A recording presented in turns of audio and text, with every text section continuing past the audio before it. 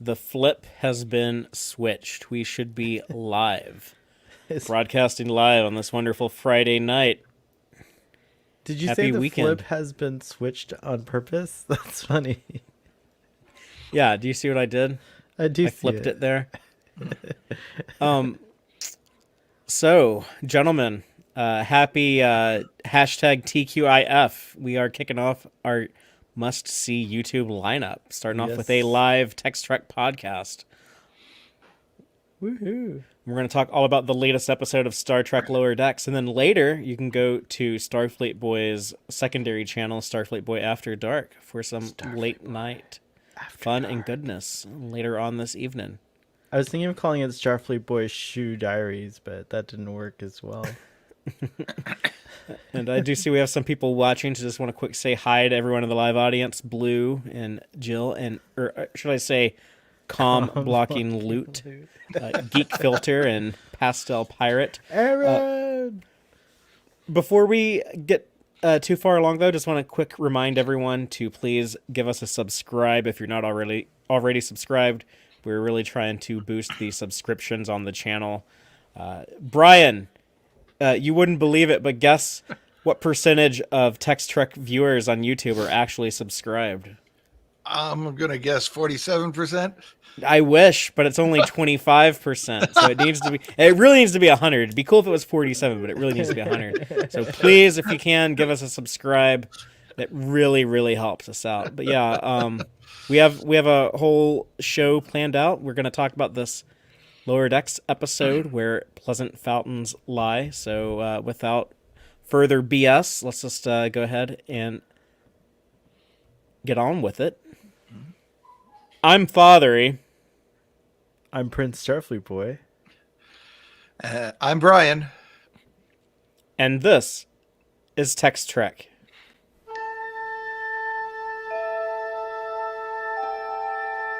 Engage.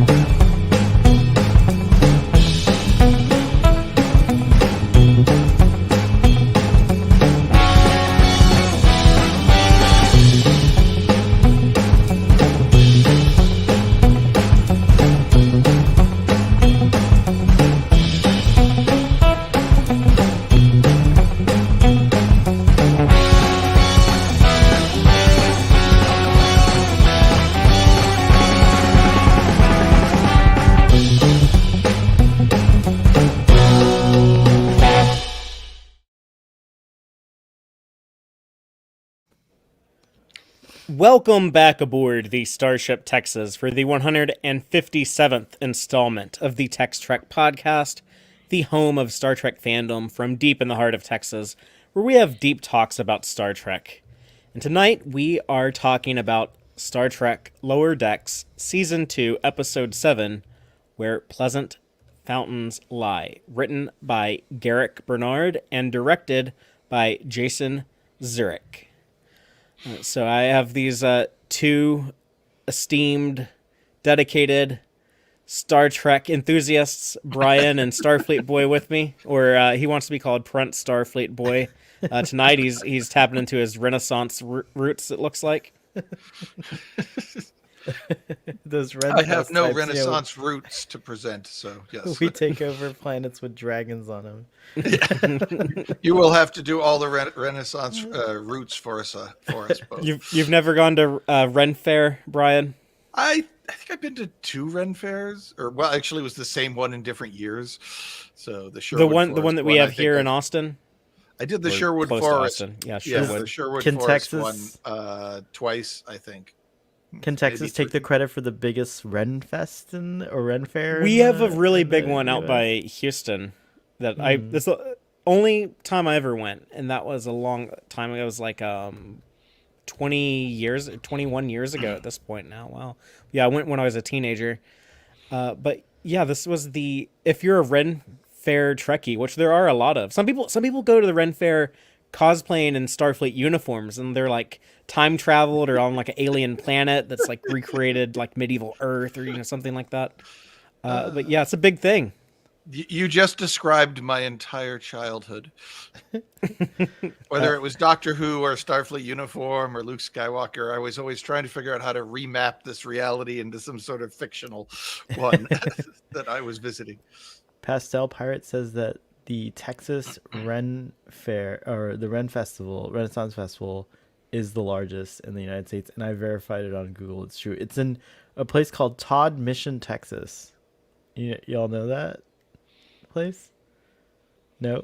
Yeah, it's gotta be the one that's like out by Houston. 'Cause Okay. that's the really big one. But yeah, we'll take the credit for that, I suppose.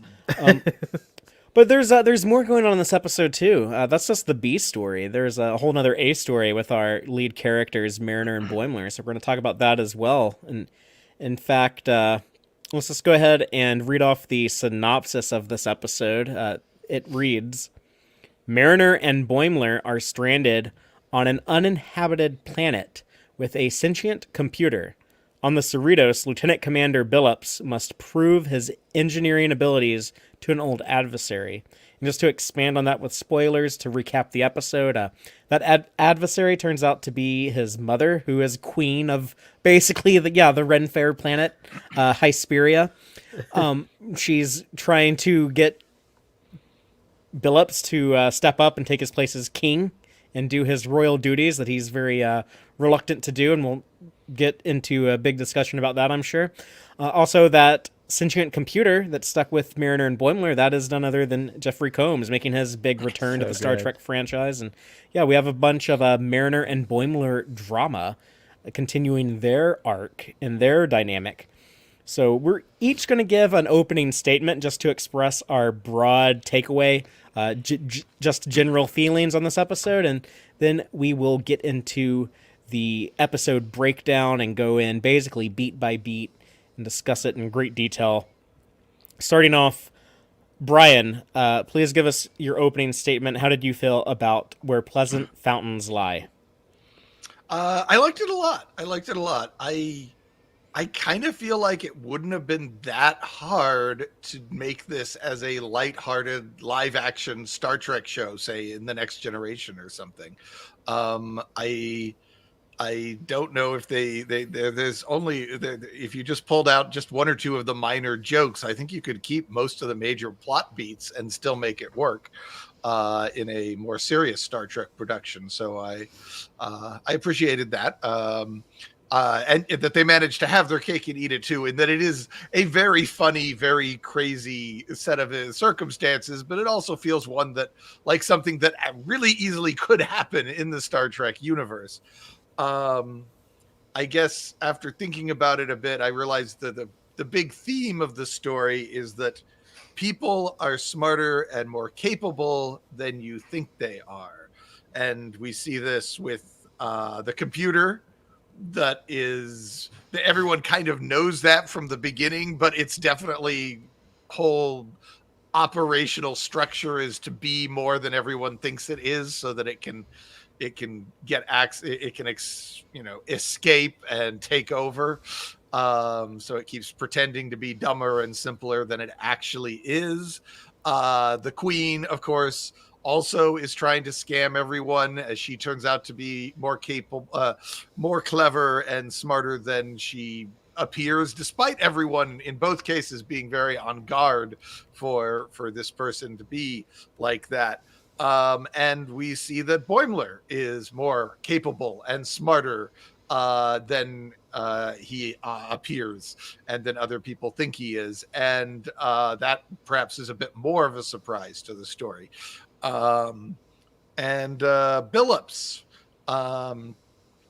is turns out to be more than he appears. He's like they try to play him as this person who is wasting his life. The Queen keeps emphasizing that, but in fact, he's actually got this really good life, and he's a very capable engineer. and he's very happy with his life. And so again, he is more than what many people in this story perceive him as. So yeah, that seems to be the reoccurring motif, both for the good guys and the bad guys throughout this piece. But they do play with it with different levels of recognition from those around them. From everybody's convinced that robot is about to screw us, or that computer's about to screw us, to nobody really sees Boimler as suddenly going to have this big moment. So You've been boimed. What? yeah, it's been boimed. So yeah, no, it was fun. It was interesting. Again, they had a nice idea to pull it all together and make it thematically unified, even if it seems wildly different, almost tech versus primitivism or medievalism or something. Superficially, the stories seem very different. Does the title reference something? Am I supposed to be laughing at that yes, title? it does, and I will be bringing that up at the end of the show in the Gorn Egg section, where we discuss the in jokes, Easter eggs, and continuity connections. I always say those three things in a different order every time. I have a few Gorn eggs you might have missed. We'll see. So they were pretty deep cuts. Oh, probably because I didn't find that many. I think there's only like a dozen or so. Only a there's dozen like 30 or 40. Yeah. Cool. Well, Starfleet Boy, please give us your thoughts on Where Pleasant Fountains Lie. I feel like Brian mind melded with me because it's pretty much my thoughts right there. I'll just add that it was a lot of fun. Watching it the second time, I paid more attention to the Boimler Mariner thing because I was like kind of, when I watched it the first time, I was kind of like really into all the the Billups gags and all the, all the stuff with the Hesperians. Hesperia, what was it? What are they called? Hesperians?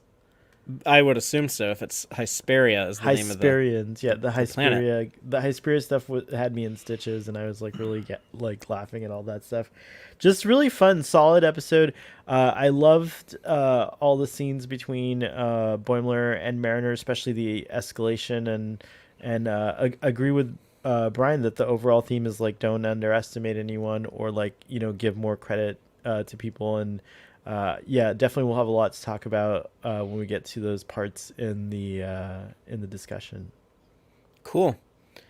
Well, as for me, I said last week that last week's episode was the best of the season so far, but this is kind of neck and neck with it now. If I had to pick, I would probably take this one, but that might just be the recency bias talking. Yeah. Oh no. Father, he has been possessed by Starfleet Boy. Well, it's true. I don't always love the most recent episode the most. That's just that's a phenomenon that happens. It's a thing. But I pretty much thought like all the things in this episode, or I'm sorry, all the things in the show that I love were in this episode. It has the smart self-awareness of the Star Trek franchise, and it never crosses the line, I thought, into feeling, too meta to the point where it seems like the characters know that they're on a TV show. Like it never crossed that line. So good job keeping that reined in.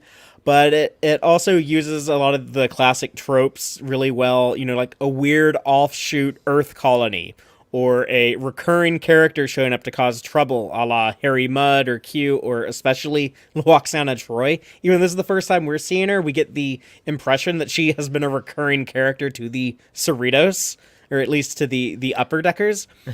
I sometimes complain about the Star Trek episodes that are two characters stranded on a planet, because we see a lot of that trope. It happens a bunch, but I don't mind it, the episodes where they put like a little bit of a twist on it. And I felt like they did that here by having Mariner and Boimler stuck with this computer that's plotting against them the whole time. So I enjoyed that side of it as well. And this episode, like Brian was saying, yeah, it does a good job of adhering to traditional Star Trek universe logic, and not so much cartoon logic. And this does fit really well into the Star Trek universe that we know and love. And I honestly feel like the show is at its best when it can straddle that line of being a funny, outrageous, animated comedy, but still feel like it happens within that Star Trek universe. And of course, we are continuing to showcase the growth of the characters. That's been a big thing with me. I don't mean to sound like a broken record, but yeah, that was a concern I had about the show. That's evolved into what I want the most out of the show, and actually what I've been enjoying the most is seeing the characters grow and continuing their arcs.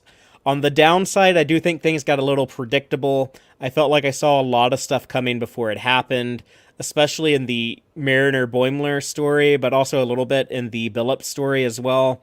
And I kind of have some concerns with Mariner's actions in this episode. I would have thought there would have been more of a conversation about what she did to Boimler. But I'm not too worried because I'm so on board with the overall direction of the show, and I'm happy to enjoy the ride for now and see where they are going with these characters and their arc. But with that being said, let's go ahead and move on to the episode breakdown. The first thing we're going to talk about is the A story, which do we agree that the Mariner Boimler stuff is the A story? I think it does get a little bit more screen time. Okay. And they are kind of the lead characters, so. And if it was a tie, I would break the tie with Jeffrey Combs being in that plot. So. He'll bump a B up to an A. Yeah, for sure. I don't know. I'm not sure if all the Brunt stories were A stories. Were they? So, I don't know if it's an automatic bump if you're Jeffrey Combs. Sometimes he does do those second tier stories. Yeah, or sometimes they would just cut to Wayoon on Cardassia without it being like central to the main story of the episode. But I'm just gonna run through some of the beats in the first part of that A story, and then we can talk about it. But we do have this evil computer that we've been talking about, Jeffrey Combs, Agamus, who has led this alien civilization to go to war. They had like this 100-year war, but Starfleet has come in, cleaned up. They're hauling Agamus off to computer prison at the Daystrom Institute. Boimler is really excited because he's going to go to this planet called Dansk to wrangle some giant centipedes. It's apparently a thing that happens, but he's heartbroken to learn he's been reassigned, and he's on the escort duty with Mariner to take Agamus to the Daystrom Institute. But there's trouble on the flight over there. Their shuttlecraft gets caught in a gravimetric shear, crashes onto a planet where they're stuck with a replicator that only makes black licorice and this evil computer that's trying to turn them against each other. And so they're trying to survive on this planet. They're questing around looking for food, for water. And along the way, this computer does get a chance to talk to Boimler one-on-one, and it reveals to him that it was Mariner who actually sabotaged his cool mission to wrangle centipedes. It was Mariner who talked to Ransom and asked that he be reassigned because he couldn't handle the centipede mission, which would have been really good on his record, made him look like a big badass. Like, no, he needed to do like this easy job, like delivering a computer to Earth. So Boimler is pissed and he confronts Mariner about it. So we have this computer that's trying to turn these two characters against each other. What did y'all think about just this premise and this? Again, it's a trope we've seen a lot of. Two characters in Star Trek stranded on a planet together. It happened to Tuvok and Tom Paris, Wesley and Picard, Geordi and some rando Romulan. What do y'all think about this stuff? I was expecting there would be the Captain Kirk School of Computer Repair moment where the computer is talked to death. And well, there's something kind of similar. It's largely they largely find their own way to deal with it that isn't the way Kirk would. And so yeah, but yeah, I enjoyed it. I even liked the fact that they didn't go to the Captain Kirk School of Computer Repair to deal with the problem. So yeah, overall great.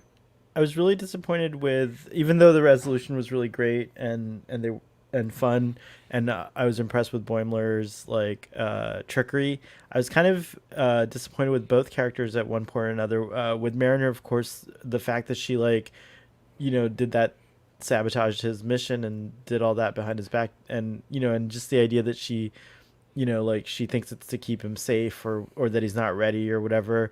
And then on Boimler's part, he I was surprised he would hit Mariner, and they both got into a fight, but looks like Boimler threw the first punch, so I was a little disappointed in him doing that. So yeah, it was kind of like both characters kind of let me down a little bit in those scenes. But that's what I liked about it, is that they really had a real conflict, and it felt like the stakes were pretty real, you know. Can I ask you something about that? Like, was it because it was like a man hitting a woman, or was it just like one Starfleet officer striking another Starfleet I'm officer? old-fashioned. No, just the whole resorting to violence. No. If general, the woman has a broken arm, it's all okay. It's all okay. Yeah, it's true. Well, I do think that's like granted, violence against women is like a actual like problem. But I think in this make believe story, I don't really think it's this. It's kind of like, like when Hawkeye and Black Widow fight each other in the Marvel movies. Agree. It's like they're on equal footing. Yeah, I was just wondering. I honestly didn't know what about that. Like, I would be lying if I said that layer didn't exist, because I was raised that way, like to think that's like obscene or whatever. But at the same time, it's clear in the show's context that that's not the case. Like, but I was just disappointed in general that they had to resort to a fisticuffs thing, and Boimler threw the first punch. Sometimes Kirk will get in a fight with Spock if it's for the greater good. So he does. He's trying to get to burn the spores out of his brain. This just felt like Boimler just losing his cool, though. If he, I don't know, maybe you guys read it differently. But again, it was, like I said, I liked that. At the same time, I liked that because it was unexpected. I didn't expect the show to go there, and it was like really kind of a good thing to see a show get. That's the thing, is that like a lot of people were saying this could easily be a TNG episode or an episode of Star Trek live action, and I think if you took out the absurdity a little bit and just like live actioned it would work really well. I mean, live action Trek is pretty damn absurd. Right, but not, what I'm saying. Like, Lower Decks takes it to a whole new level, not a whole new level in this episode. That was my point. Yeah. I don't think it is at a whole new level here. It is in some episodes. I was surprised when he shot her. Starfleet officers wrestling on the ground, and she's knows way more about martial arts, and he's got a pretty good reason to be wildly pissed off at her. I was kind of like, okay, whatever. But then when he like pulled out a phaser and shot her, I was like, well, shit. I mean, I know it's stunned, but still. And then on rewatching it, I realized he just leaves her unconscious out there and goes inside. And yes, I know it's a big part of a big plan, but there's that dog monster thing out there that might come and eat her face off while she's lying there on the ground unconscious. That's true. And yeah, I mean, I guess they go to sleep at one point out in the open, but which seems dumb, and you'd at least want to find some sort of shelter, I guess. But yeah, I guess we're probably not supposed to think about it that hard. They got 20-something minutes. They got to get this on with the story. The wild animal was pretty tough. Like, their phasers didn't do anything to it. Yeah. Well, I assumed the phasers were just as standard policy on stun, and they didn't have time. They didn't, or at least didn't have the will to stand there and reset them while it was charging at them. However, once they were in the shuttle, it seems like you could have set it for disintegrate at that point and then popped out and shot the creature while it was eating your food. I probably would have disintegrated it instead of letting it eat all of my rations. Yeah, or at least tried disintegrate. See what happens. Maybe the gravity well messes up the phaser, but you could at least try. Well, maybe, I'm sorry, maybe they killed it. They killed it off screen. I play too many Star Trek role-playing games, so I'm always thinking, like, what would my players do in this situation? There are some beasts that are a little phaser-proof, so even at a higher kill setting, like I think the Horda, right? Like they had to really like. Yeah, the Horda was a tough cookie. Yeah. Yeah. I did think the joke was pretty funny that like all they had was black licorice, which I don't hate as much as everyone else. But yeah, I wouldn't want to like have to sustain myself on it. That'd be terrible. I enjoy licorice. When they found the fruit, like they finally like this fruit. There's juice in it. We can drink it, and then it tasted like black licorice. Also, that was pretty funny. Yeah, I actually really like black licorice. I actually really like black licorice. Yeah, but would you want to have nothing but that to eat all day? Especially not dry, where it's all dried out. I kind of like it chewy a bit. They don't have water. Like, you have nothing to like wash it down with either. Yeah. So literally no, even black licorice fans are admitting like we wouldn't enjoy that either. So yeah. Com blocking loot mentioned earlier that they think it's a reference to Jet Reno, and I wonder if that's true because isn't Jet always eating licorice in season 3 or something, or like there's a bunch of scenes where she is eating. I don't know about a licorice. bunch. I think that happened one time. Oh, just the one time. That well, it was would very be enough memorable. for this show. That would be enough for this show. It was very memorable. I mean, all that and also like gum. Like she was chewing gum a lot. Which in Deep Space Nine they didn't know what gum was. And O'Brien made that Scotch flavored gum, which also doesn't make sense because why would any self-respecting Irishman prefer the taste of Scottish whiskey over Irish whiskey? Irish whiskey, yeah, that's true. Good point. There's all kinds of problems with with the Scotch flavored gum.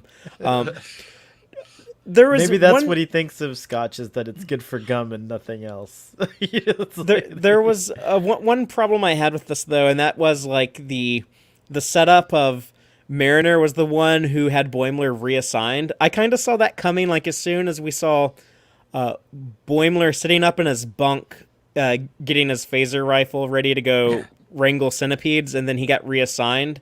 And Mariner's like, "Oh well, I guess you're with me." I kind of saw that as like, did she do that? Did she like pull some strings to do that? And so that was what I was talking about with this episode, was being like a little bit predictable.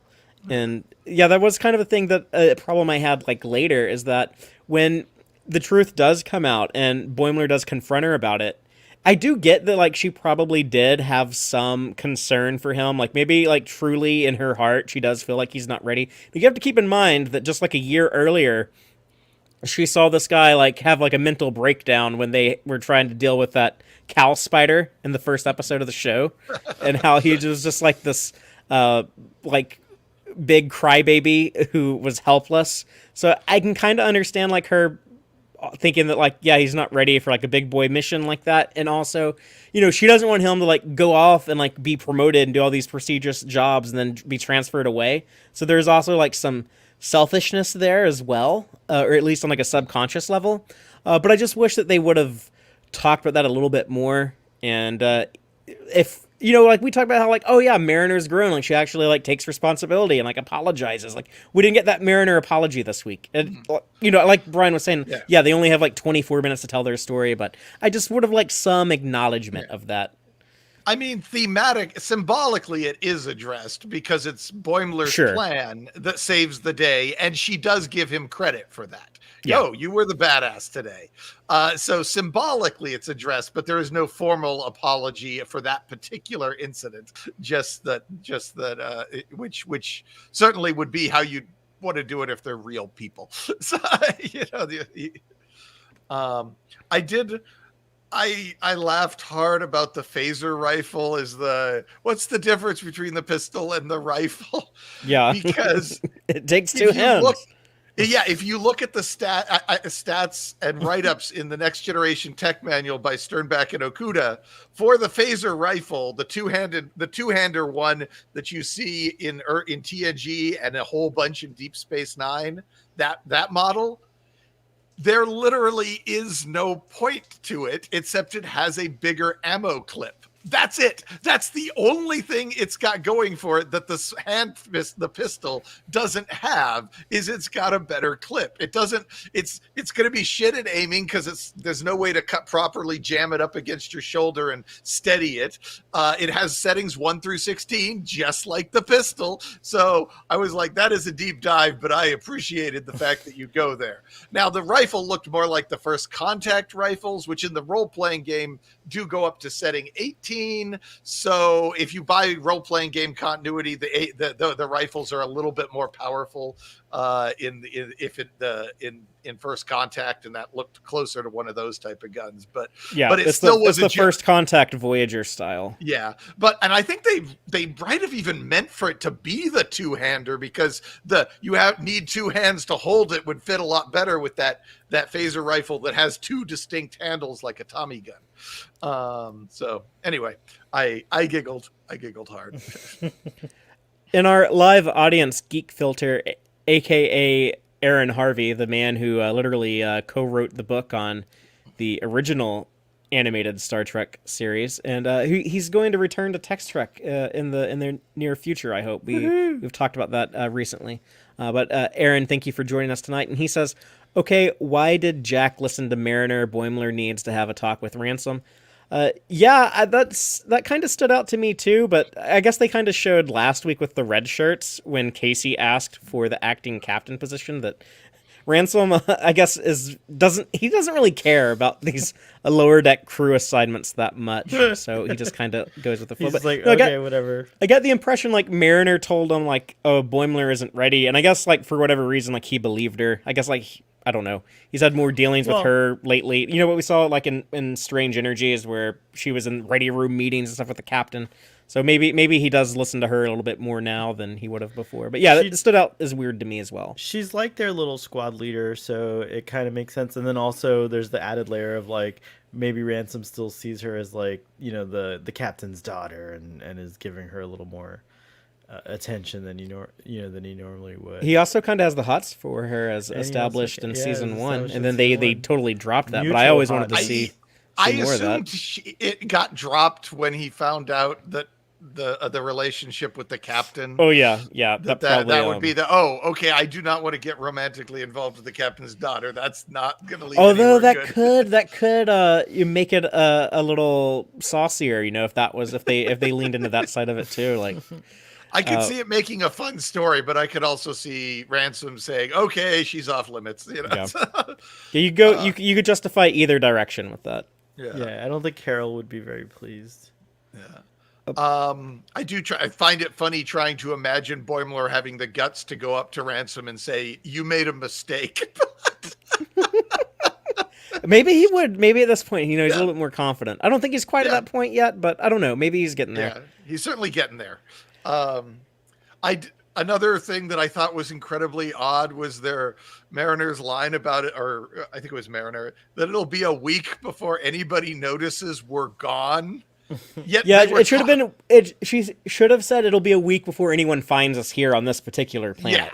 Yeah, that would have been better because they're literally talking about what to do for dinner after they arrive at the Daystrom Institute. Right. So this trip is like 12 hours tops, and so they'd be expected back on the Cerritos like in a day or two, and the Daystrom Institute is probably waiting for them to show up with the evil computer and would be rightfully worried that the computer had pulled something if they don't show up. So that felt weird.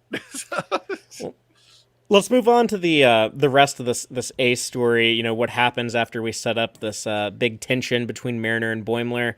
But they continue to search around the planet. There's a lot of ship wreckage. They find a ship that I guess they think might be suitable to escape the planet, but they can't get into the hatch. They can't get into the door on it. Boimler says, let's let the evil computer Agamus open the door. And Mariner's like, no, we can't trust the evil computer. And yeah, this is where they get to fisticuffs. They have a physical confrontation. It gets heated. It gets real. And the computer is just enjoying it, where he's just like, yes. This is a thing that just spent 100 years watching a alien planet fight each other. But Boimler pulls out the phaser on Mariner, and Mariner's like, you don't have the balls to do it. You wouldn't stun me. And then bam, he stuns her. Which I loved because I'm always like, people always forget you can just stun everyone in Star Trek. Like, if you have a problem with someone, you have a device in your pocket that can just make them take a nap, and then you can deal with them. So I would stun people all the time if I was in the 24th century. Dang. But Boimler takes Agamus into the ship. He plugs them in. Agamus thinks, I've taken control of this ship. I'm going to make murder drones and conquer the galaxy and whatnot. And no, he got boimed. Boimler just plugged them into the dimmer switch so he can just turn the lights on and off. But Boimler actually sent a distress call, and they are rescued and take Agamus to be locked up at the Daystrom Institute. So, I think everyone was really happy. I've only heard people say, like, sing the praises of Boimler, and this is a real satisfying moment to see. Again, it felt a little predictable. I could kind of see it coming, like, Boimler is actually playing Agamus, and the episode's going to end with Boimler actually, like, getting the W. And he's done that a few times this season, so I like seeing it, but Getting the W, felt like a the little win. predictable. Yeah, Nice. the I never W, heard the that. win. I never, yeah. Surely, I think I say that all the time. Really? Yeah, Okay. or people say that in sports. It's the first time I noticed it. Then. On the subject of their gripe, Mariner and Boimler's griping, she seems to get unreasonably upset that he keeps name dropping the Titan when she names drops stuffs all the time. She called it. She called it your study Yeah. abroad. Yeah. Study abroad. That was That's really like, funny. oh yeah, when I was on the Keto, when I was at Deep Space Nine, Yeah. all this stuff. Like he just does it like with the Titan. But that's part of the problem is that she has these abandonment issues, and like she doesn't want to hear. But yeah, and it is kind of selfish and unfair to him. But And he basically calls her on it too, which I appreciate. Yeah, Boimler's so different. I like that he's kind of the same. Like he has the same Boimler. I guess there's no other word for it. Like he's Boimler. Like he's just like boiming things up all the time. But there's something a new sheen about him. Like he's a little more confident. He's like less reliant on others. Like it's cool. I like this. I like the way they're developing him. and I did think it was funny that the computer that Agamus could only turn the lights on and off. So then, like when he's mad and he's like, "I shall blind you," he's just basically flipping the light switch on and off. He's just totally helpless. And yeah, like this is coming. Like that was part of the fun, like the tension. There's also part of the drama was like knowing like this computer is going to betray them any second. It's not so much like the surprise of it happening, but just like worrying about like, was it going to be now? Is it going to be now? And kind of like the temptation where he's like, if you'd plug me into the replicator, you'd be having what was it, blueberry muffins or guacamole? Like the way that Jeffrey Combs said, like guacamole. Yeah, He's like that. I also like that it sounded tempting, but also sounded evil. And it sounded funny. So it was perfect delivery. He's a cool character. I like when he's like, you could stand to lose a few pounds, and she's like, oh, we're gonna go there. Yeah, she's actually pretty skinny. I think like the way they draw. I I picture Mariner in my mind like she's like a real skinny girl. She really is, but that's funny. Like I think anyone, we all kind of have a little bit of body dysmorphia, so it's just funny.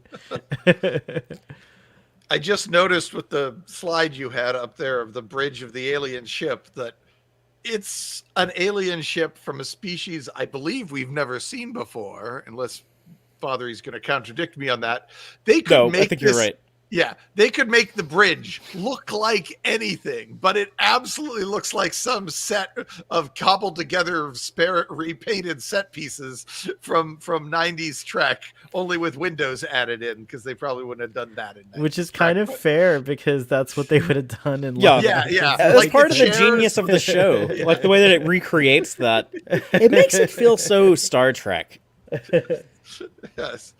The budget compromises. That's essential to that Star Trek flavor. It's the redress of the transporter on the runabout or whatever. It's just like I laughed my head off at at just the idea of burying him, and then we got to see them bury him, and of course they threw in the data head joke, which was great. But the way that they did that though, like it was when he was like tempting them with the food.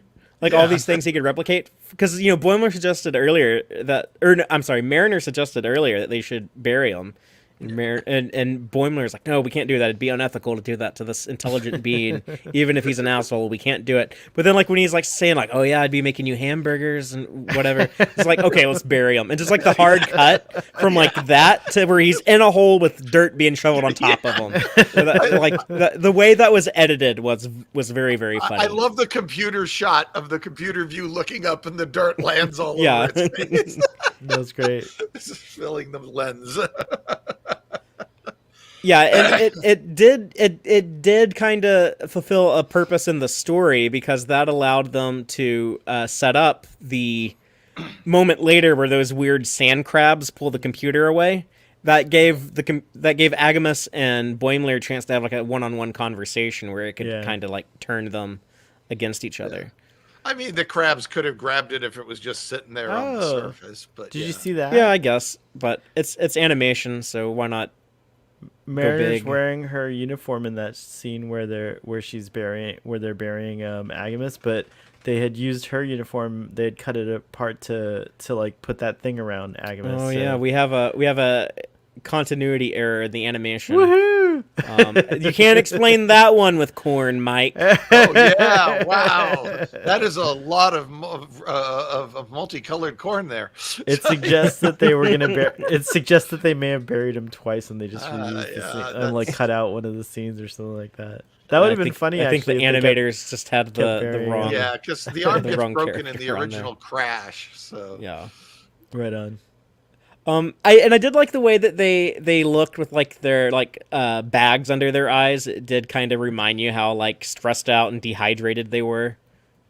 The sunken eye look, and it just kind of added to the tension. Like I bought into it. I believe that like these people would be at the point where they would come to blows with each other, and then it was just Boimler, trying to trick the computer. I think it worked. I think the fact that like he pulled out a phaser and used it on her, like the computer probably thought, it's kind of an egotistical asshole anyway. So it's like, oh yeah, I'm so clever. I turned these two Starfleeters against each other. Look at me.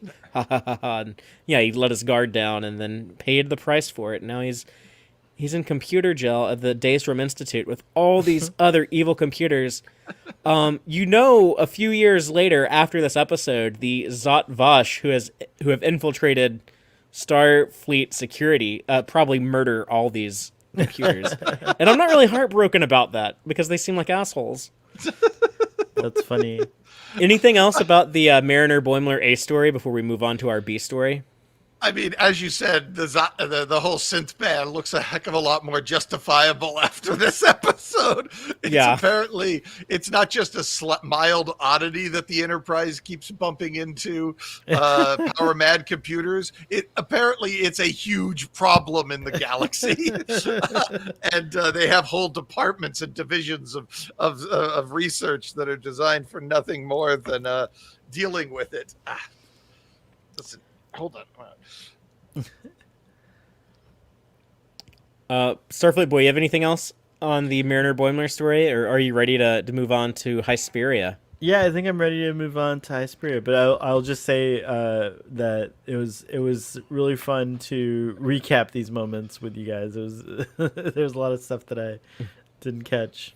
But no, see, Boatwreck is in our live audience, and he's disagreeing with us. He says that he thought that the Billups stuff was the A plot, but when I was looking at the screenshots, I noticed I had like a lot more screenshots of Mariner Boimler. Like, there's a little bit more. They spent more time with them, and then with them being like the lead characters.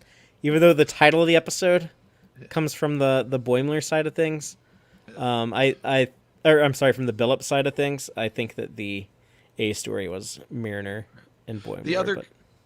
The last comment I had about this story arc is that not only do we get to see a runabout, but looking at the position of the camera, they have changed.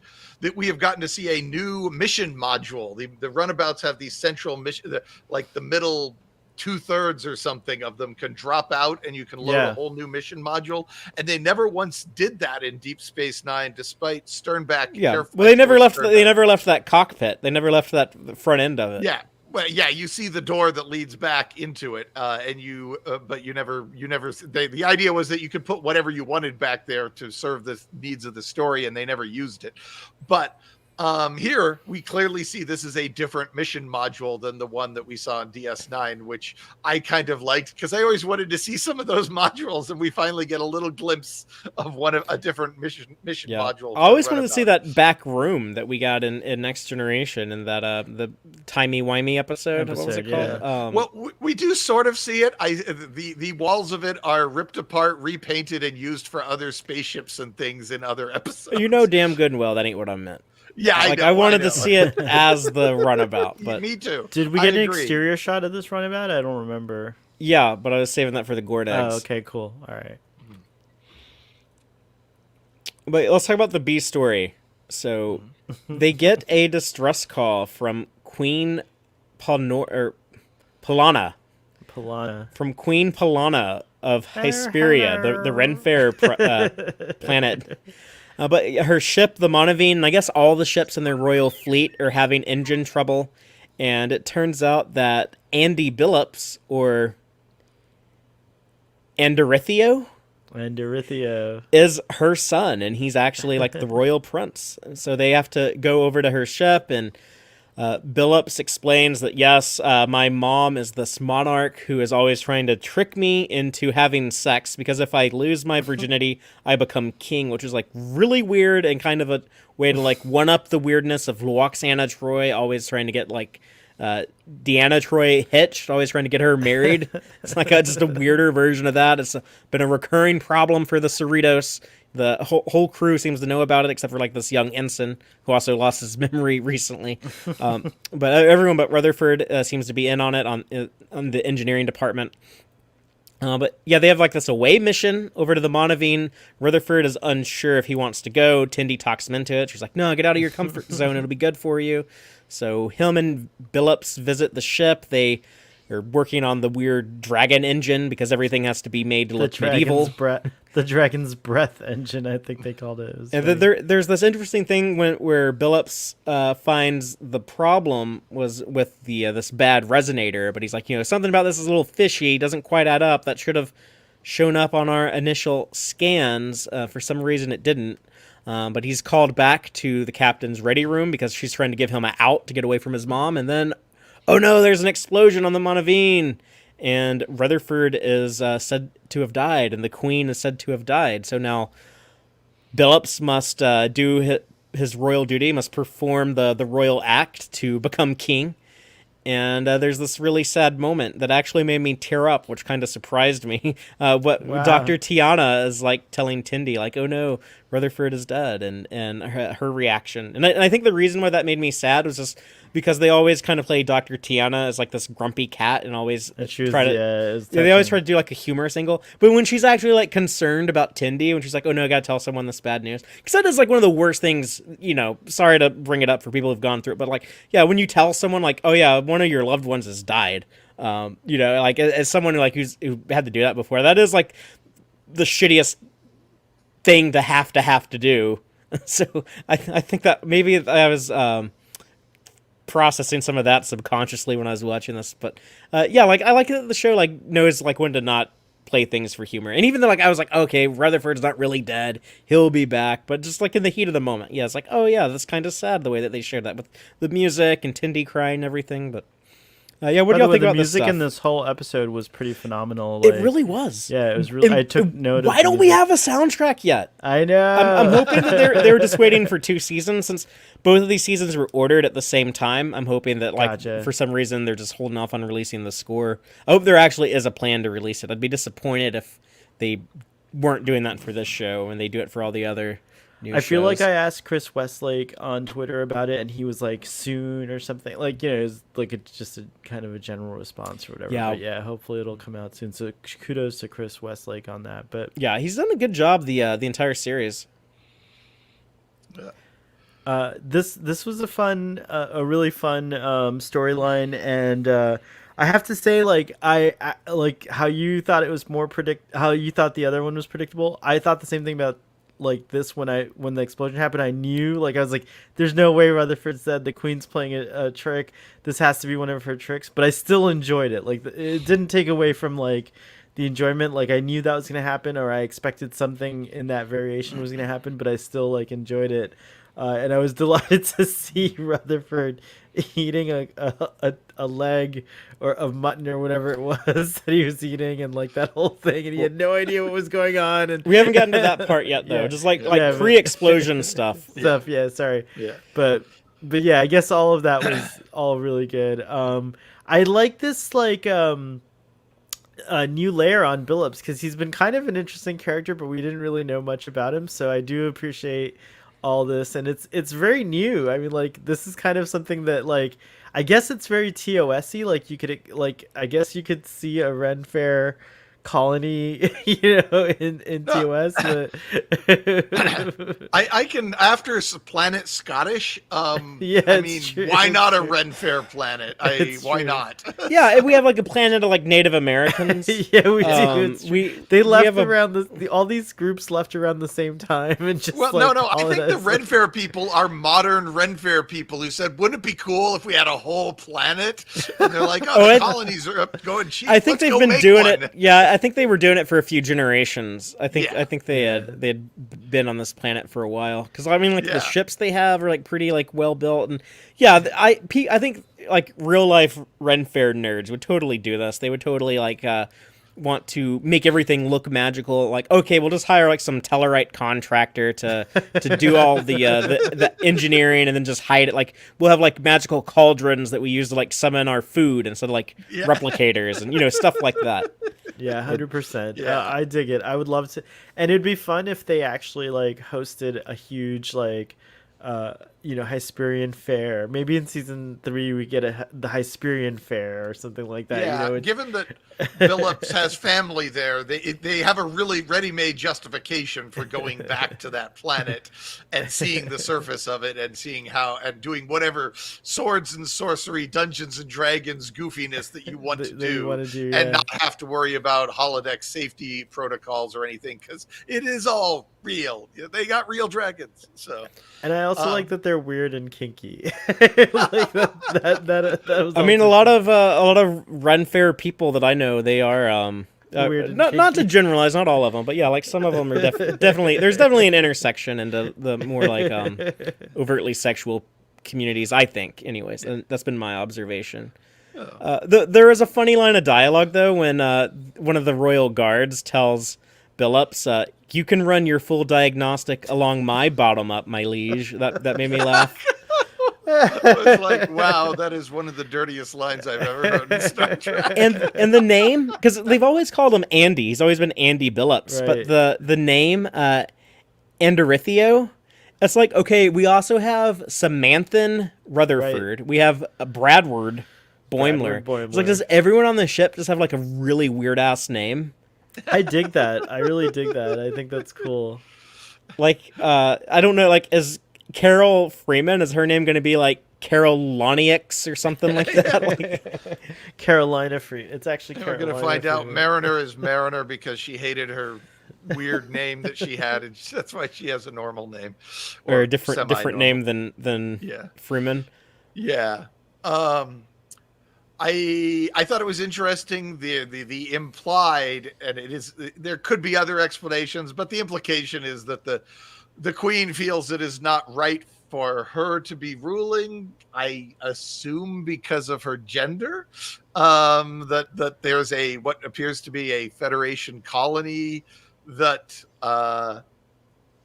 has this, that appears to have this kind of, Are they a Federation colony? I thought they were I all don't. humans from Earth, so I tend to assume Are all unless humans? they- Are all humans from Earth members of the Federation? Though I always assume unless that there's somebody a. point. explicitly says otherwise, I tend to assume so. Okay, I read don't. it- I think like some of these weird colonies are people who like we don't want to be this Utopia Earth Federation planet, Yeah. and they go off. I mean, to, like, if they'd try said their, it was their own they're way. not Federation citizens, I would have said fine. But since they never said it, I just sort of defaulted to they must be members of the Federation. But I like the idea that there's some weird ass colonies in the Federation because I want it to be diverse and different, and there being all sorts of different types of people in the Federation, not just everything looks like Earth, but with two moons in the sky. Yeah.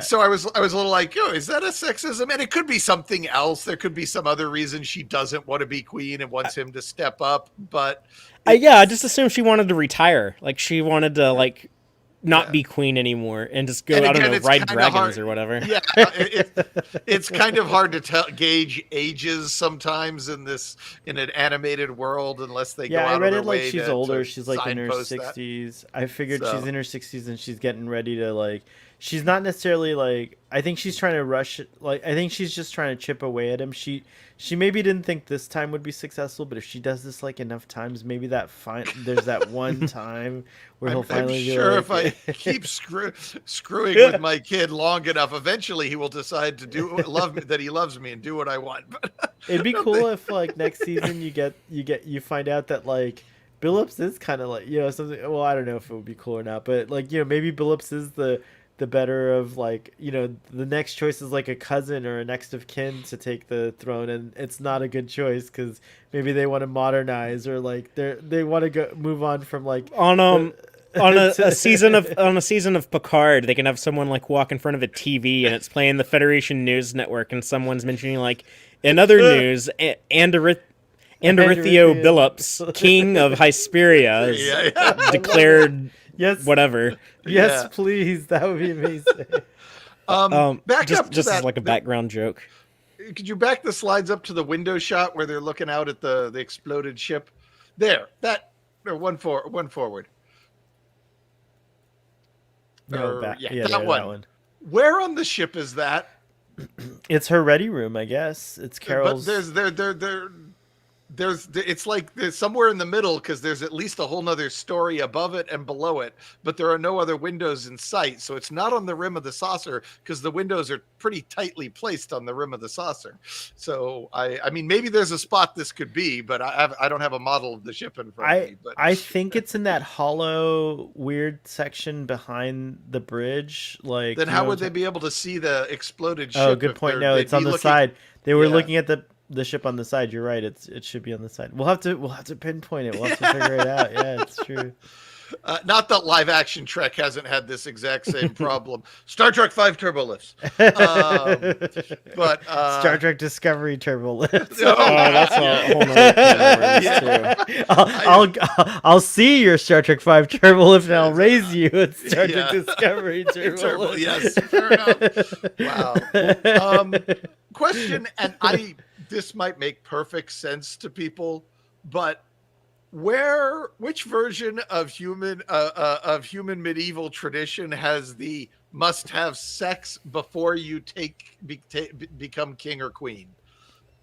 Because I'm not familiar with that one in the usual Ren Fair high fantasy type stuff. That's just the Hysperians, I think. No, I think they just made that up for comedy. But I mean, we were talking about this being like a over sexualized community, so maybe they are placing too big of an emphasis on sex, that it's like a requirement to rule them.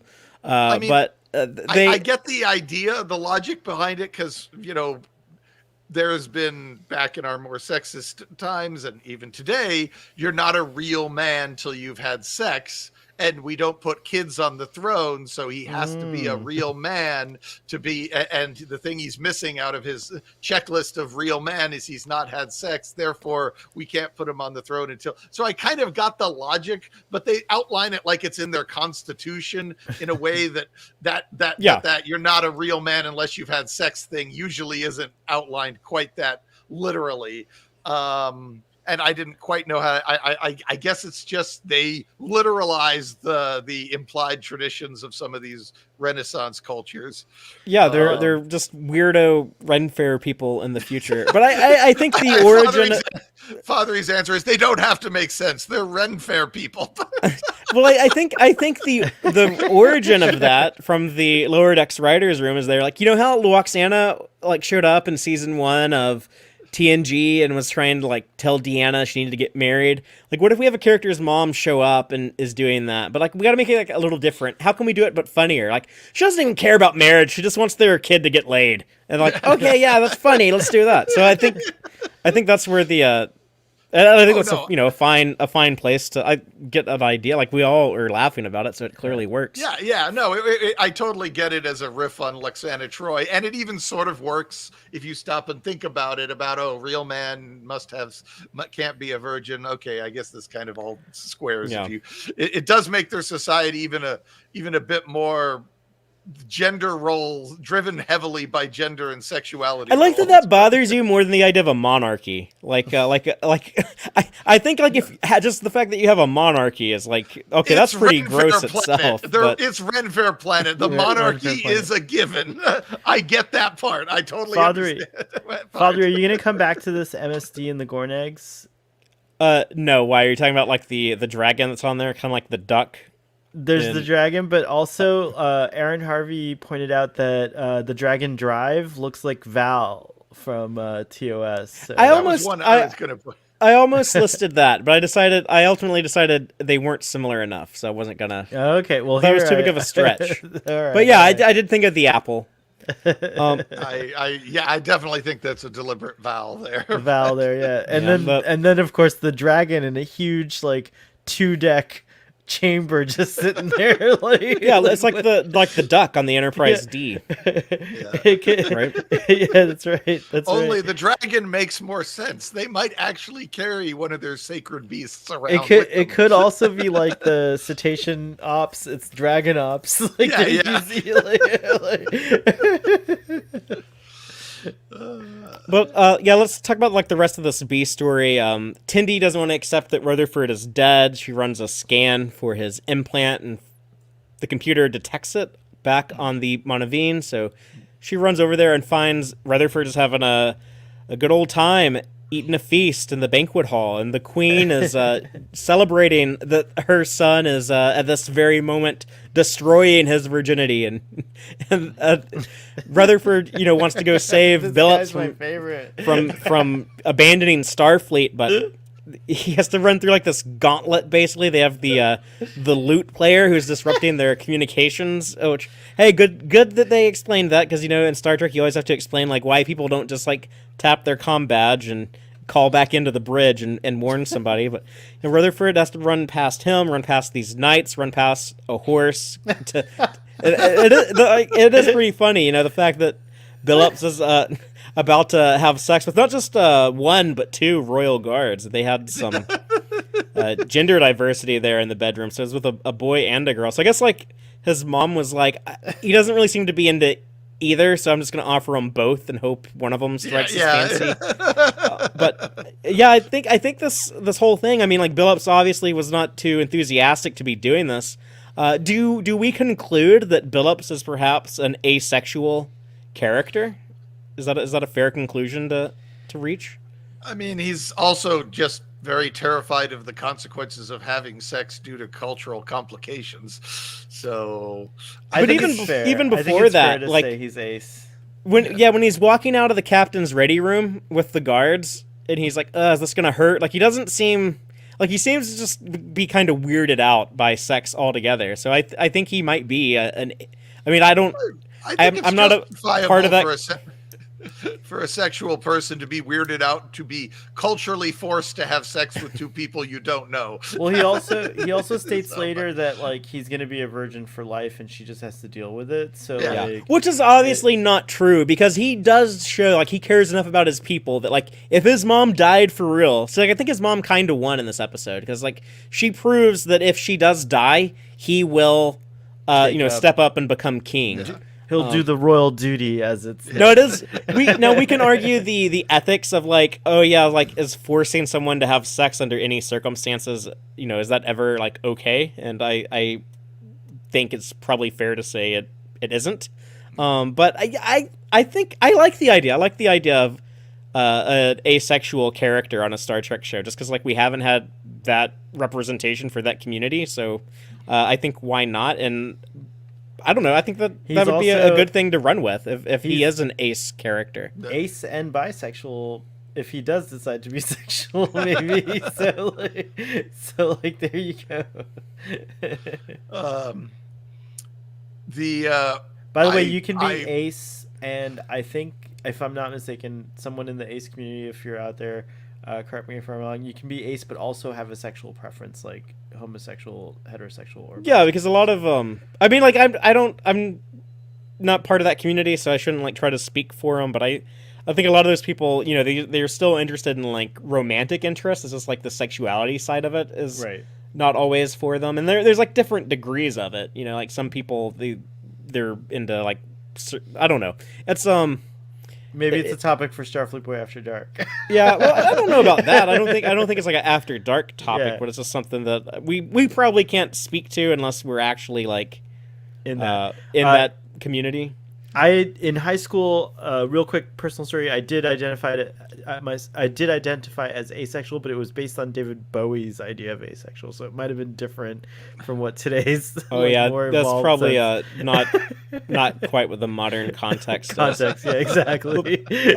By the way, that end where Billups confronts his mom in engineering, why are they all eating cake? Is it someone's birthday? Were they celebrating Billups becoming king, or were they celebrating? Oh, Rutherford's not dead. We thought he was dead, but he's alive. But think yeah, all of like the everyone's above. eating cake. It's weird. It's true. I assumed the Rutherford's not dead, but you're right. They don't make it terribly clear. It's just weird. I did take a long. It took me a while to get back onto the episode after they said they've been trained since birth to skip foreplay. I'm like, oh my god, what were you teaching these toddlers? Oh my god. Please, that was suddenly. I felt like I was watching Rick and Morty. You know, where they. I think she was just exaggerating. I didn't take that at face value. I think she meant she's just been training them for years. Maybe By since the way, like Billups was ripped. a teenager. Yeah. By the way, Billups is ripped. I was like super surprised at how ripped he is. Do you see the uniforms they put these Starfleet people in? They can't look that bad. Yeah, like 24th century nutrition and fitness plans. It's probably easier to stay in good shape. Good shape.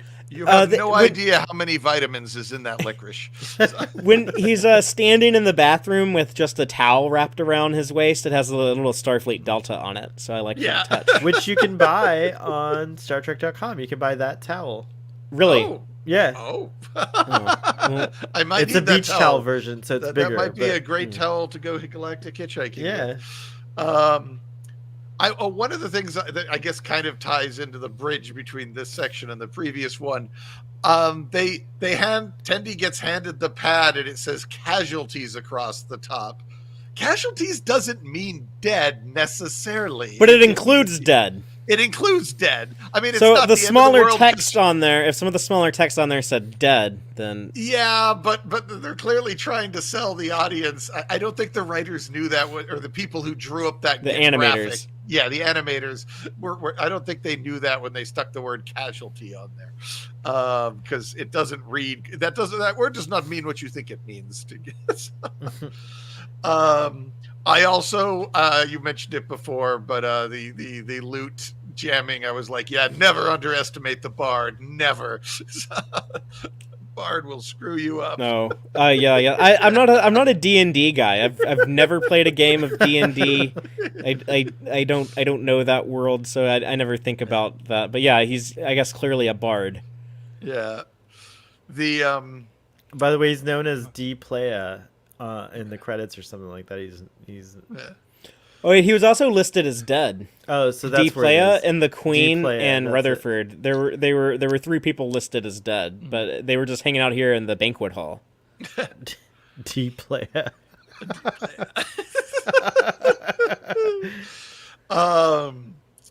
I did like that they don't perhaps hang a lantern on it, but it's definitely seems to be part of the moral of this episode is you don't need to have sex to be a man. You know, that's the conclusion after you try to make some sort of sense of why sex is the determining factor for where you get to be king. Then you end up with, but you don't need to have sex to be a man or presumably a woman.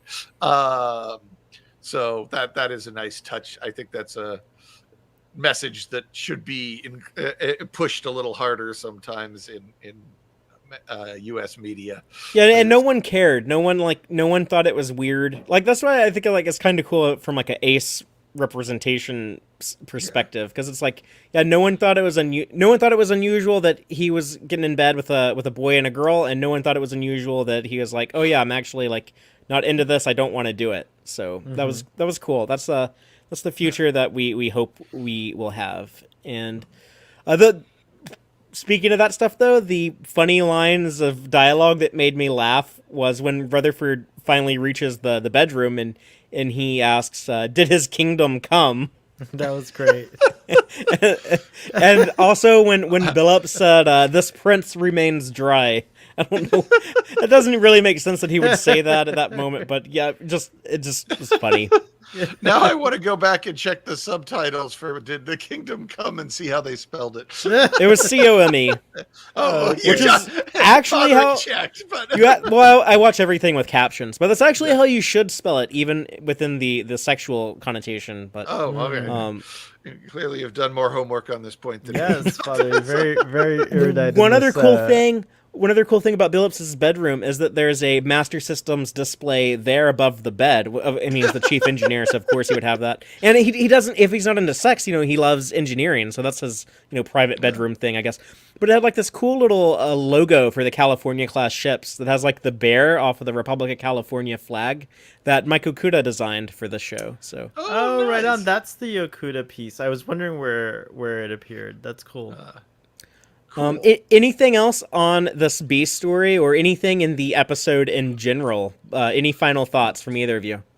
I laughed hard at the observation that we just need to get used to the idea that sometimes people are going to die, but they won't turn out to be dead. Yeah. And I'm like, that is very true. Even in live action Star Trek 2, it just happens a lot. Welcome to Starfleet, honey. Welcome to Yeah. Starfleet. It's true. That's part of the job. You just, until you see a body, and maybe not even then, don't assume that they're actually dead. I just had so much fun watching this episode. Like more on the Ren Fair plot, but definitely overall it's just a really fun episode. It's very lighthearted. I'm a little nervous now that with these like great highs come great lows. So I'm scared what's gonna happen to the Cerritos crew at the end of the season. We only have 3 episodes left, but I'm enjoying every bit of it. And as a person who enjoys Ren fairs and like did a lot of medieval stuff, I was in SCA Society for Creative Anachronisms, and I have a sword. I fenced for 9 years. Like this was just like way up my alley. So like I was just like, yeah, I can see myself being a so we need to go back to this planet, if for no other reason than Starfleet Boy would love it. Yeah, I would totally love it. I don't think we need to go that far unless they just have like a really good story that they want to tell with like dragons and castles or something. But that is a cool thing. If they have a good story to tell with dragons and castles, man, that's awesome. Just if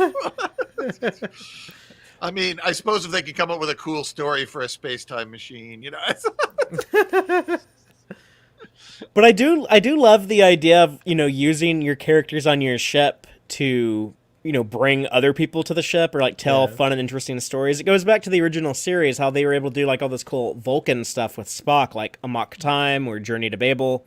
And that's something that, I think me being like a big comic book superhero dude, I think of Marv Wolfman, who wrote like the really famous 1980s, the New Teen Titans comic book series, where he said it was important to him where he had like these different characters like Cyborg or Robin or Starfire or Raven, because you have a magical character, so sometimes you can do magical stories, or you have an alien on the team so you can go to space and do science fiction, and you also have like a crime fighter from Gotham City so you can tell like these gritty crime stories set in these urban environments. So yeah, Star Trek can kind of do that too. You have you can have Worf on your ship and go do like the Klingon story one week, and then next week you're dealing with Data's weird robotic relative who shows up. And so cool idea. We got that with Tendi. We did some Orion stuff. So cool that they're using Billups. Maybe we can do some Cation stuff with Dr. Tiana. That would be great. I did notice that even after they got on board the Cerritos, they still didn't try using the ship's comm system to alert Billups to the ruse. I headcanoned that the two sex guards. They took the phone off the hook. Yeah, in his yeah. quarters. They had somehow sabotaged the comm Yeah, system. they didn't want any interruption. They've been trained to skip foreplay, so they're not about to allow anything to get in their way. That makes at that sense. point. It does put them in a bit more of a malevolent type situation. But I like how disappointed they looked in that scene where while he was trying his best to get ready. Well, maybe if they wouldn't have skipped the foreplay, maybe Yeah. he would have had an easier time This is there. a good Yeah. lesson. It's true. You reap what you sow, right? Kissing's a powerful thing. I'll just say. Well, if we don't have anything else to talk about, we will move on to the gore and eggs section of the show. This is when we run through all of the Easter eggs and jokes and continuity connections that I thought were worth mentioning. Got to be a little pickier now that we're about to have two shows on the air at the same time, so seeing if I can't get through these a little quicker. But yeah, if there was something remarkable in the episode that you think I didn't bring up, you can always let me know. But here's what I got for you. Catch Brian's Gorn eggs. Well, the first one we kind of already hinted at, the title of the episode, Where Pleasant Fountains Lie. Brian, that is actually a quote from Shakespeare's Venus and Adonis.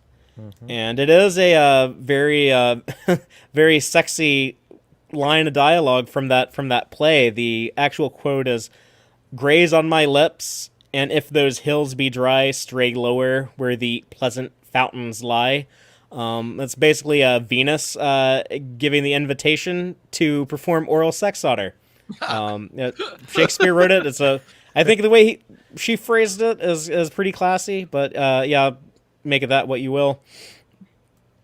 Well done doing a TNG style title, by the way. That's great. How is that TNG? How is that TOS? The Shakespeare is TNG? TOS was doing that in the 60s. That's true. That's true. You're like one of these Zoomer kids that doesn't acknowledge TOS. Dang. Dang.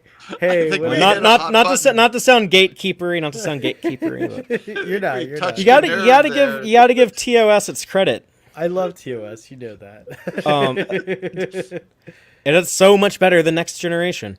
But anyways, the evil computer we talked about, Agamus, was voiced by the great Jeffrey Combs. This is the 4th Star Trek show that he's been in, but yeah, he's played 5 previous characters in the franchise, so 6 now. Well done, Jeffrey Combs. Hesperia being the planet that has dragons. Dragons have actually appeared in Star Trek before, I think most memorably in a few animated series episodes. We saw aquatic dragons, we saw robotic dragons, we saw flying dragons, we saw flying dragons that were supposed to be plant-based life forms. But the actual original reference to dragons in Star Trek actually came from the original series in This Side of Paradise, when Spock says that he saw dragons on Berengaria 7, I think was the name of the planet. And T'Pol actually mentions that planet again in the Enterprise episode Bound and describes it having flying reptiles that breathed fire. So, yeah, dragons are a thing in Star Trek. They have been for a while. But Hesperia, the planet, that's never been referenced? No, that was an invention of the show. It's See, there's a bunch of dragon planets. Okay. I kind of wondered if that was one of those verbally mentioned dragon planets that then that these people then later colonized at some point after the reference. But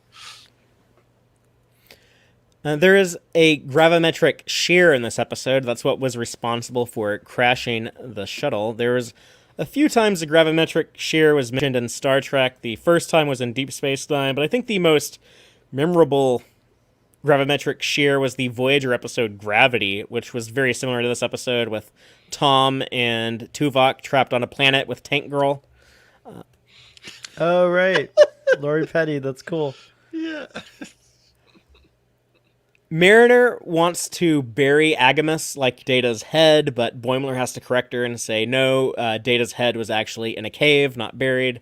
So that is a reference to the Next Generation episode Time's Arrow, when Data's head was found in a cave in San Francisco because they went back in time and met Mark Twain, and that was a thing that happened. Talking about how absurd Star Trek is. When Billups resigns from Starfleet, he takes off his comm badge and sets it down on the captain's desk. It is extremely familiar looking, almost shot for shot, to Worf in the Next Generation episode Redemption, when he removed his badge to resign from Starfleet to go fight in the Klingon Civil War. Look at that. When Agamus says he's going to build a new fleet of murder drones, we see, I guess, his vision of what that future would look like. And the murder drones are very similarly shaped to the little robotic drone from the Next Generation episode Arsenal of Freedom. The runabout we see rescue Mariner and Boimler at the end of the episode. It is Danube. Danube, right? That's how you say it. Danube. Where's the Danube River? In Germany. No. Okay. Yes.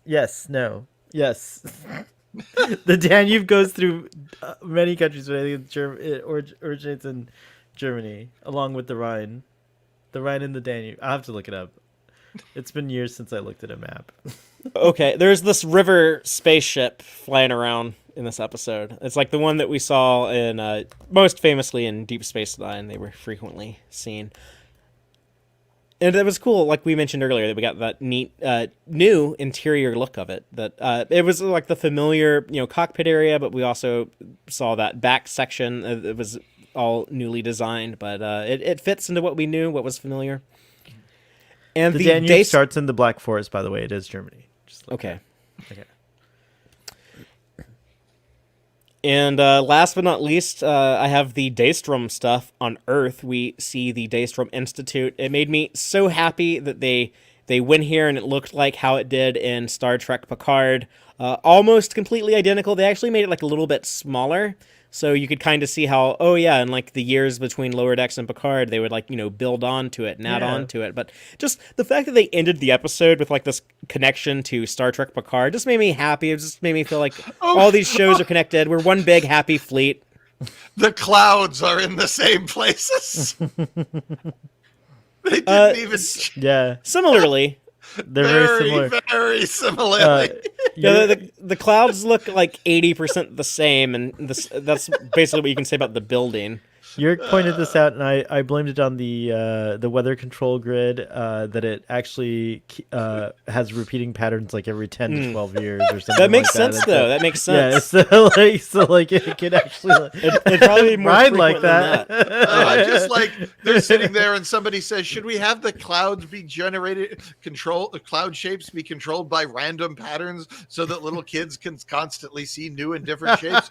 No, make it a repeating pattern. So it's always the same shapes. I'm like, oh, no one's gonna notice though.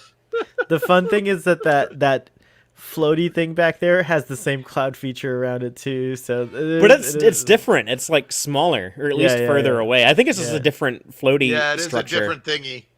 The flying thingy is a different thingy, a different shape. I mean, maybe they built onto that too. The one in the background looks very similar. It has the two legs or whatever things, but the one in the foreground's not even there. So it's either off camera, and it probably could move. Yeah. Oh, I didn't even notice the one in the background. I just was looking at the foreground one. Oh yeah. Yeah, there's a background. So maybe they are thing. the same. I don't know. Don't listen to me. I don't know anything about Star Trek.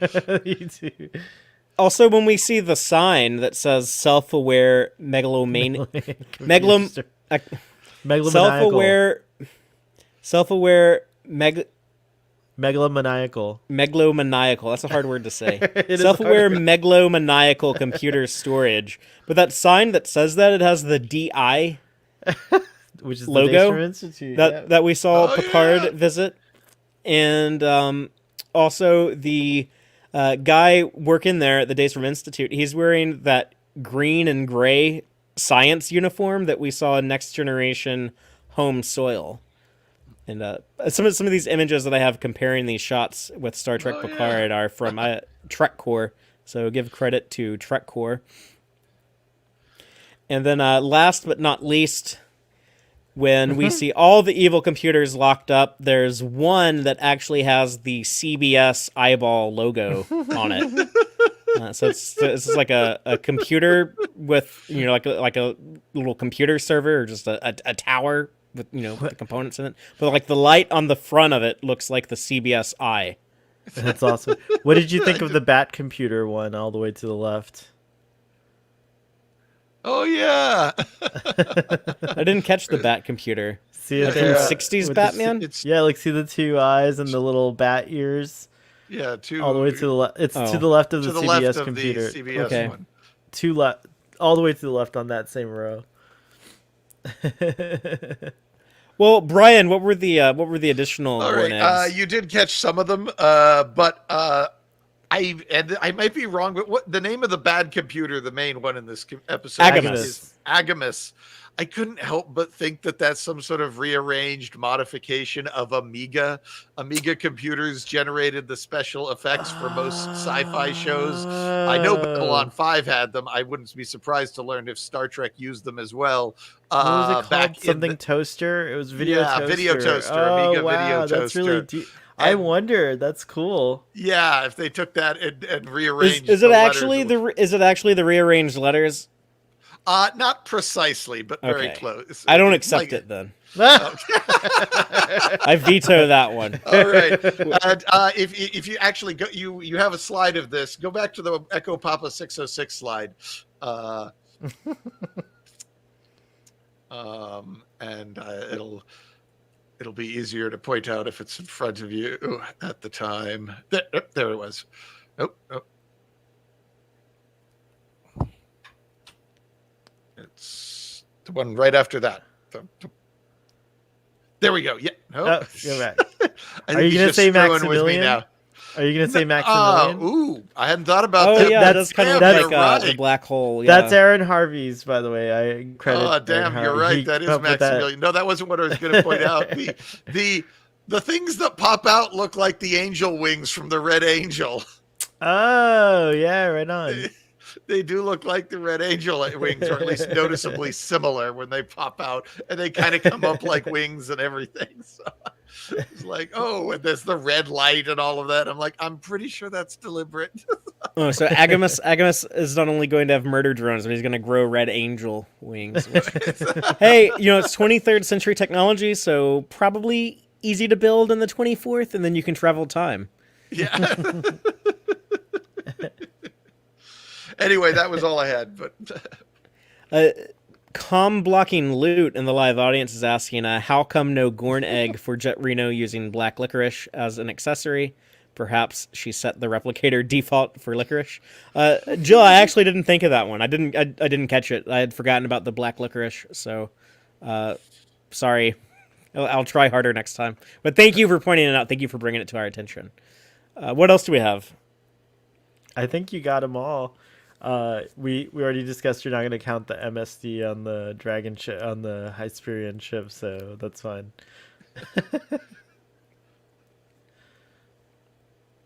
Well, if that's all there is to it, we'll just go ahead and move on to the subspace transmissions. But yeah, if you have any thoughts on this episode and want to share them with us, be sure to comment on YouTube or reply to my tweet I put out about it. And or subscribe. say something. Yeah, you should subscribe to the YouTube channel too if you can. It'd really help us out. But we might share your response next week, because right now we're going to go back in time to last week, to the Spy Humongous, and talk about some of the reactions we received on that episode. Father, one more thing. Sorry, before you go here. There's the Triforce upside down, sort of, also on there. But anyways, There were two that looked kind of Zelda-y, but they were both they're both slightly different from the Triforce. Yeah. All right, sorry. Go on. So Jill on Twitter said, again, this is talking about the Spy Humongous, I rate it 10 big body Rutherfords, barely stopped laughing the whole time, and kept on laughing after it ended. New Smart Smears said, you can really see how much Boimler has grown since the first episode of the series. Yeah, new smart smears. That's even more true after this week, I think. Where Yeah. we see Boimler outmaneuver not only Boims is Agamus, on a roll. but Mariner herself. So, and on YouTube, Thomas Hill, who is also joining us tonight in the live audience. Hi, Thomas, if you're still Thomas. there. He said, I do love the fact that Boimler is a very knowledgeable crew member. He just has little actual experience. And yeah, they point that out in this episode when Mariner's like, I've done all this stuff, I've experienced all this stuff, and Boimler's like, you're just mad because I'm catching up to you. Now I'm starting to get that experience too. So yeah, he's leveling up the XP. And also on YouTube last week, we got a comment from Trekkie Dave who says, Trekkie Dave is cool. I totally agree with you guys on this one. My fave of season 2 as well. Mike's just nailing Lower Decks. For me, I'm still loving what new Discovery brings to the Trek table, but Lower Decks has just gone above and beyond my expectations for an animated Trek show. There's more character arcs and growth in a couple of episodes of Lower Decks than any previous Trek, and it's a frickin' cartoon. Loved that we saw Jennifer as an actual real character in this episode. Mike's nailed the leads and is now further fleshing out and developing a side character like Jennifer. It's wild. And I just want to give a shout out to Trekkie Dave. I checked out some of the videos on his channel, and that's actually a Trekkie Dave YouTube channel. And he has some really cool content. And he has a really cool story, and I encourage people to seek him out and check out what he has going on over there. So thank you for the comment, Trekkie Dave. And last but not least, a comment from Opinions No One Cares About. Great username, by the way, especially when you're commenting on stuff. But he said, we're going to carve it up, dissect it, put it under the microscope, and then leave it for the ensigns to collect later. He was referencing how I described going into the episode breakdown last week. I said all that stuff, and then he tied it into the episode where there was the anomaly cleanup duty in the episode. So I thought that was funny. Wanted to give Opinions No One Cares About credit for that. But yeah, that's it for this week. We're done. But that's not it for the hashtag TQIF lineup. There's more. Starfleet Boy, when and where and what is going on? We're aiming for 10:30ish over on Starfleet Boy After Dark. That's East Coast time, right? East Coast time. Yep. Thank you for clarifying. East Coasters think they're the only time zone that exists, so they never every other time zone in the United States people clarify, but on the East Coast they just think they run the whole country. Dang. Sorry, 9:30 Central. We're gonna go live. 9:30 Texas time. We're gonna go live. Except for El Paso. Oh, is El Paso and Mountain Time? Oh. Yeah, we cut them off from the rest of the state. Sometimes that's a benefit. Like, they're not part of our power grid, and that worked out for them during Snowpocalypse. So you El Paso'd on El Paso. Sorry, that was really bad. Anyways, so 9:30 p.m. Central, 10:30 p.m. Eastern. We're going live on Starfleet Boy After Dark, and we're going to have a Foundation extravaganza before Father joins us. He's going to try to join us a little late. He doesn't want to watch it till like 6 months from now, so that's going to be way too long to wait for Father to watch it. He can't watch it. He's got way too much to do. It's a good reason. But yeah, we're going to talk about Foundation, and we're also going to like wax philosophical about the implications of Russell T Davies coming back to Doctor Who. So... and then other shenanigans throughout the night. So some big highfalutin sci-fi talk going down tonight. Yeah, it's true. And anything you want to talk about. Dark. So if you're in the audience, you get to steer us and ask us questions and make us talk about whatever you want. So we could talk about the Hysperion some more if you guys want to. Okay, and just one final thing I want to bring up, and that is in October, we have New York Comic Con, and we're going to get a panel on Prodigy and a panel on Discovery.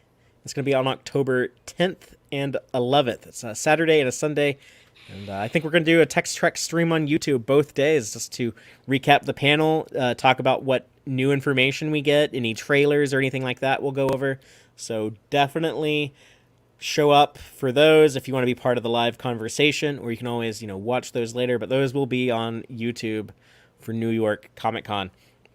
We will of course be back next week Friday night, 7:30 p.m. Central, for a live discussion on episode 8 of season 2 of Star Trek Lower Decks. And until then, as always, live long and prosper, y'all. Listen to the Tex-Trek podcast through Apple Podcasts, Google Podcasts, Spotify, or at tex-trek.com. Like us on Facebook at facebook.com/tex-trek. And follow Fathery on Twitter at TXTrek. Please support us by liking our videos and subscribing to our channel on YouTube. Thank you and take care.